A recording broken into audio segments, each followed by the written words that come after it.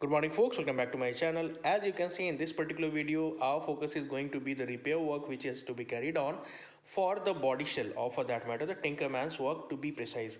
Now in this case you are seeing the upper portion of the door jamb, which is kind of like very sabbily repaired. What has happened is like there might would have been some sort of rust, or for that matter rust holes, and instead of replacing the entire plate, Tinkerman, the previous Tinkerman actually, has simply made a very ugly patch, and somehow has tried to weld it atop it. The weld is not continuous, as you can see it has been tack welded, and the rear portion is also not entirely clipped. So what happens is like it keeps on accumulating filth, water and other things, and sooner or later it leads to water retention, and as a result moisture, and finally rust. So we'll be first replacing it by cutting it off, and next what we'll be doing is like we'll be removing, as you can see, the rusted portion which was hidden behind it. Now that we got rid of the unrefined repair work as well as the rusty patch over there, we can go ahead and make our own plate, which can be replaced with the one that's completely rusted, or to say not something which can be repaired and used again. So we'll be doing just that.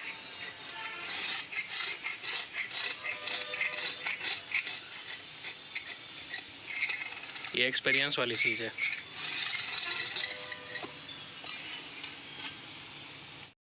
For better rust protection, we can always go for the galvanized seat. What I'm using is the 16 gauge galvanized seat, and that's what we are going to replace the entire rusted portion with, because that's something which is going to last longer compared to the other mild seat plate that people usually go ahead and replace their older plates with.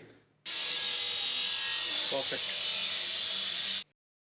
Once the plate is made, we can simply clip off the older one, and then we can replace the entire area with the one that has been recently finished and which is up to the standards which is acceptable. So that's how the tiny detailed repairs should be. Let's continue. Apart from that, what else? Obviously you can see the botched up work over there. See, almost entire section was finished in Bondo. You can see the repair work over here, it's completely cracked.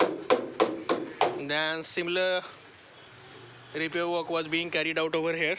Instead of grinding and finishing it off, they have simply grinded it and then applied almost 2 to 3 mm of let me focus it, 2 to 3 mm of this putty or Bondo, whatever you feel to call it.